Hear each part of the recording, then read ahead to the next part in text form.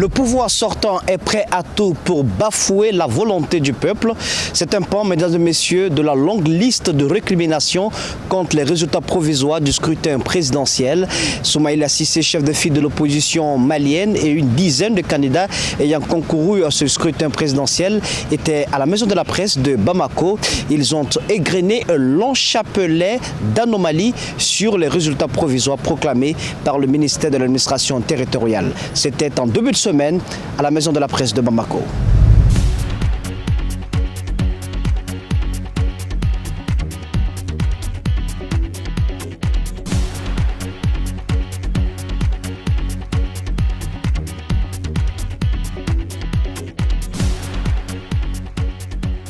Nous avons la confirmation que le pouvoir sortant est prêt à tout pour bafouer la volonté du peuple malien et fausser les résultats de cette élection. Nous assistons en fait à une tentative d'un véritable hold-up électoral.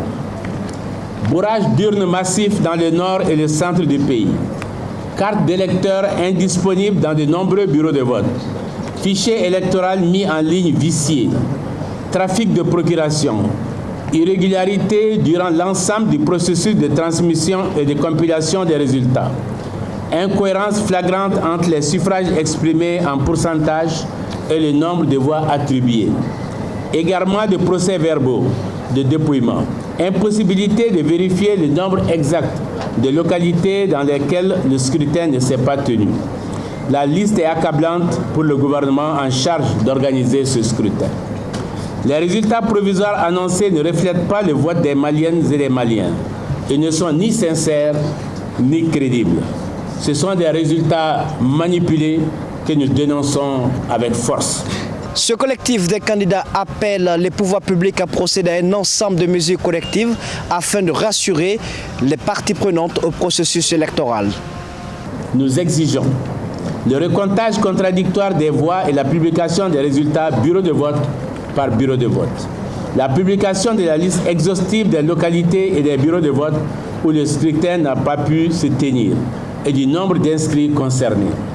Tant que cette liste n'est pas connue et vérifiée par les missions d'observation, le pouvoir peut en toute impunité produire des résultats dans des bureaux de vote officiellement ouverts, mais dans lesquels les électeurs ne s'y sont pas rendus faute de sécurité. Une clarification sans ambiguïté de la communauté internationale et du ministère de l'administration territoriale et de la décentralisation au sujet du fichier électoral mis en ligne par la délégation générale aux élections, la DGE. Une vérification contradictoire du logiciel de compilation qui échappe à tout contrôle et que les différentes missions électorales d'observation n'ont pu véritablement auditer malgré les engagements pris lors de la rencontre avec le Premier ministre le 28 juillet dernier. La publication du rapport de la CENI sur le premier tour, la publication de la situation réelle du vote par procuration. Si ces mesures collectives ne sont pas appliquées, le collectif des candidats entend en tirer toutes les conséquences qui s'imposent. Les manifestations de rue, les manifestations sur les voies publiques ne sont pas exclues. Ils ont par ailleurs demandé sans commune mesure la démission du ministre de l'administration territoriale, celui-là même qui a procédé à la proclamation officielle des résultats provisoires. Si ces conditions ne sont pas remplies et si chacun ne prend pas toutes ses responsabilités, nous en tirerons toutes les conséquences. Le pouvoir sortant en portera l'entière responsabilité. Nous en appelons enfin à la mobilisation de toutes les Maliennes et de tous les Maliens de bonne foi, soucieux de l'avenir du pays et du respect de la démocratie. Le camp du changement, le camp du Mali est majoritaire. Il ne se laissera pas voler sa victoire. Le collectif des candidats à l'élection présidentielle exige la démission du ministre de l'administration territoriale et de la décentralisation.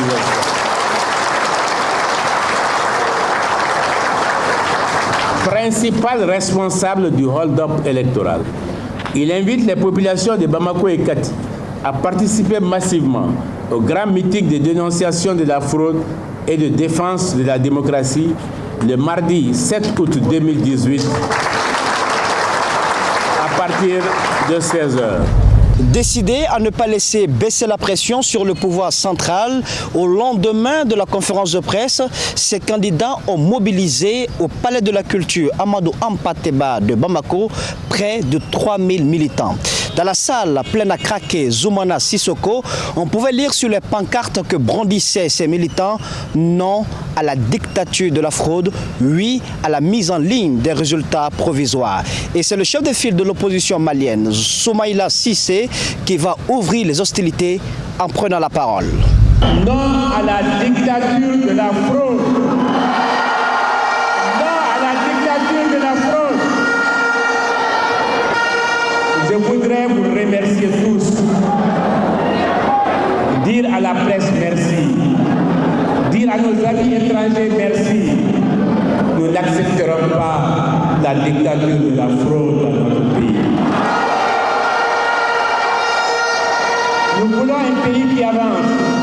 Tous ceux qui sont là sont engagés pour cela. Ils sont tous présents. Je voudrais les remercier et les féliciter. Les féliciter pour leur engagement pour le Mali. Les féliciter pour un combat noble qui ne fait que grandir notre pays. Le pays a trop souffert pendant 5 ans. La corruption, la gabegie, le népotisme, le laisser aller, l'insécurité partout, l'école qui s'effondre, la santé qui s'effondre, l'eau potable qui disparaît. Ce n'est pas le Mali de nos ancêtres, ce n'est pas le Mali qu'on a connu, ce n'est pas le Mali que vous voulez. Le Mali que vous voulez, il est de ce côté. Le Mali que vous souhaitez, il est de ce côté. Mobilisez-vous, mobilisons-nous. Tous les leaders qui sont là, vos leaders, ceux pour qui vous avez voté, ceux qui ont refusé la fraude, ceux qui ont refusé de laisser aller, ils vont vous parler. Vous allez les écouter. Vous allez savoir ce qu'ils ont au fond de leur cœur, ce qu'ils ont dans la tête. Parce qu'un pays se construit avec la tête. Le pays ne se construit pas en dormant. Le pays ne se construit pas en gaillardement. Le pays ne se construit pas avec les muscles. Il se construit avec l'intelligence. Et l'intelligence, les Maliens, vous avez l'intelligence qu'il faut pour construire le pays. Pour haranguer la foule, des jeunes leaders issus des différents bords politiques vont se relayer au micro pour mettre à nu, selon eux, les carences de la gouvernance IBK. C'est vrai, nous avons des lois. C'est vrai, nous avons une constitution. Mais la souveraineté appartient au peuple.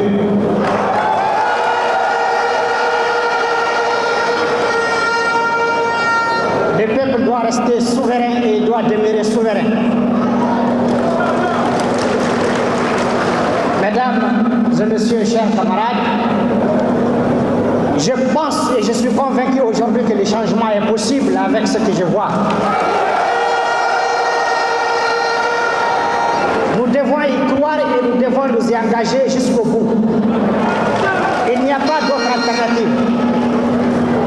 Moi, votre frère ici en face, je suis très content aujourd'hui que l'histoire se retrouve. Je suis ici avec des frères, j'ai nommé Tcheblé Dramé qui est dans la salle, j'ai nommé le général Simko Koulibaly, le ministre Bachili,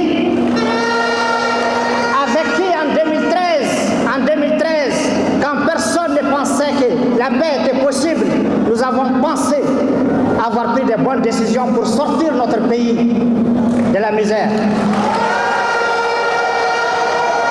C'est fait à Ouagadougou en 2013, quand on négociait les accords de Ouagadougou.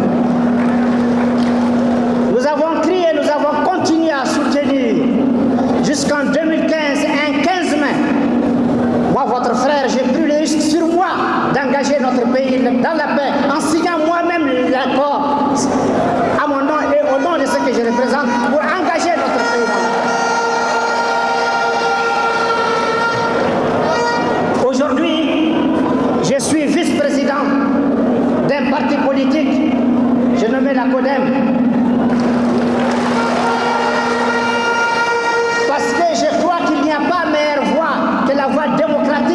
changer les choses et donner espoir à ce peuple, à notre pays.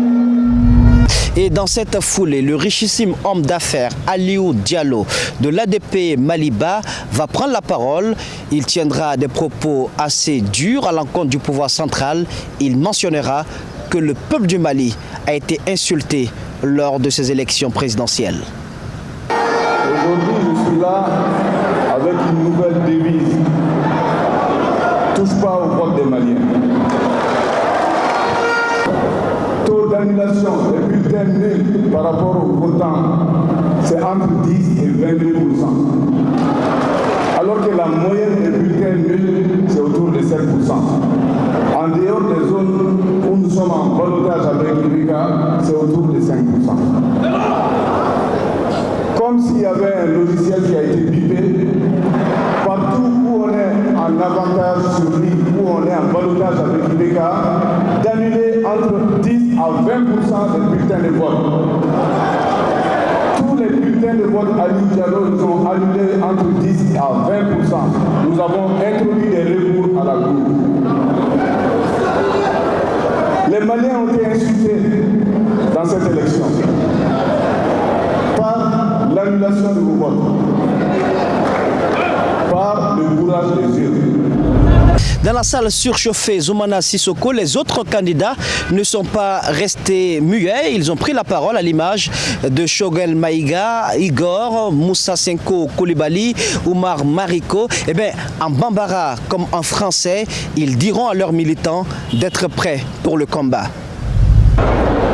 Quelqu'un est venu ici dire que le 29 juillet, il n'y a pas eu de vote. On a insulté les Maliens. On a injurié les Maliens. Ceux qui ont organisé les élections ont insulté les Maliens, ont humilié le peuple malien. Je vois ici des pancartes. Caille, une région oubliée pendant 5 ans. C'est écrit ici. Il n'y a pas de rail depuis 5 ans. Les cheminots depuis 6 mois n'avaient pas leur salaire. Les retraités des chemins de fer n'avaient pas leur salaire depuis 1 an. On est allé leur donner à quelques jours avant les élections. On crée la misère et on fait du commerce avec la misère des Maliens. Est-ce que vous savez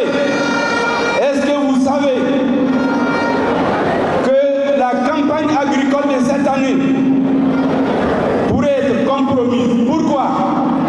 Les engrais et les semences qui sont donnés aux paysans au mois d'avril-mai n'ont pas été donnés. On les a donnés la veille et le jour des élections. Quand ça ne sert plus rien à certains paysans, pour les acheter, on crée la misère pour venir acheter les populations. C'est pourquoi il dit qu'on a insulté les Maliens, on a injurié les Maliens. La place des fraudeurs, la place des voleurs, c'est à la prison centrale de Bamako, c'est pas à Kourouba. Est-ce que vous êtes prêts au combat? Est-ce que vous êtes prêts au combat? Est-ce que vous êtes prêts à la résistance? Nous sommes ensemble jusqu'à la victoire. Je vous remercie. Merci.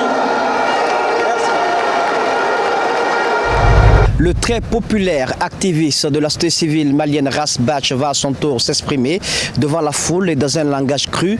Il s'accentuera, le jeune Rasta, sur ce qu'il qualifie de népotisme au sommet de l'État. Boubé est le sauveur du fainéant.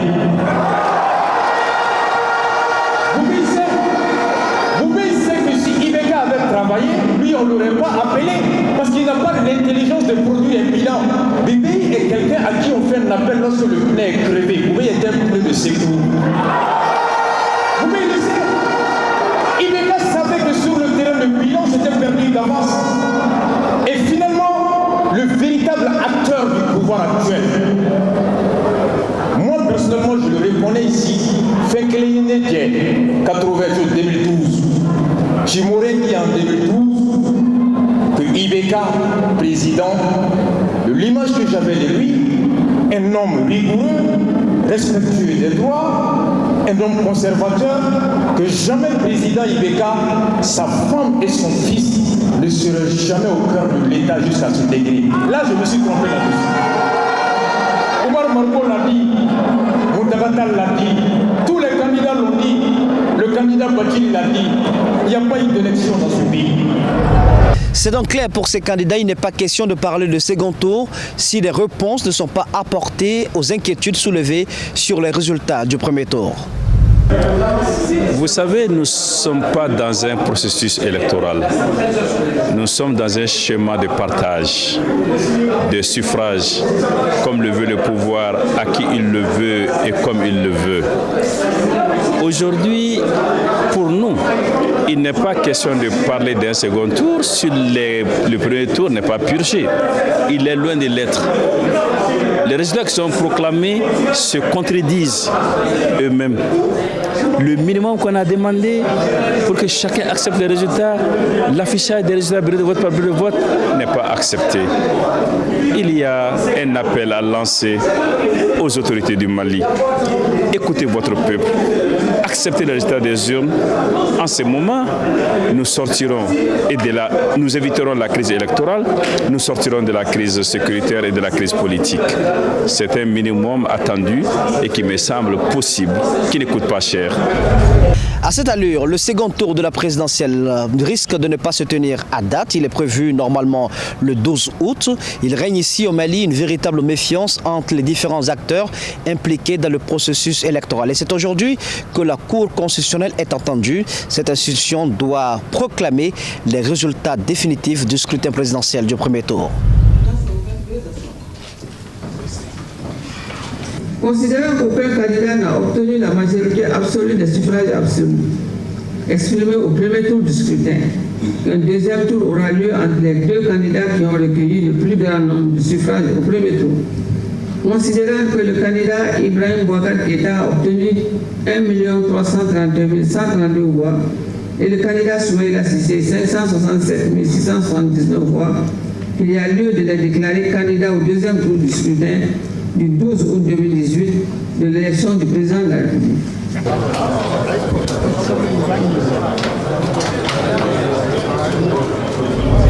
Il n'y a donc pas eu de surprise ici à la Cour constitutionnelle ce mercredi. La présidente de cette institution républicaine, Mamassa Daniogo, présidente de la Cour constitutionnelle, a proclamé les résultats définitifs officiels du scrutin présidentiel du premier tour. Le candidat du RPM, le président sortant Ibrahim Boubacar Keïta, le candidat du RPM est toujours en tête avec 41,70%. Une légère amélioration par rapport aux résultats provisoires proclamés par le ministère de l'administration territoriale qui le créditait de 41,42%. Vient après lui le chef de file de l'opposition malienne Soumaïla Cissé, candidat de l'URD avec 17,78%. Aliou Diallo de l'ADP Mali-Baj, l'astrophysicien Cheikh Modibo Diarra obtiennent respectivement 8,70% et 7,31% des suffrages exprimés. Et il faut noter également que toutes les requêtes qui ont été déposées auprès de la Cour constitutionnelle, y compris les requêtes qui visaient 6 juges parmi les juges qui siègent au sein de la Cour constitutionnelle, et bien toutes ces requêtes ont été rejetées, soit pour vice de forme ou mal fondées. C'était donc Moussa Moïsila, Idrissa Bari, Idrissa Kaba à Bamako pour Espace TV.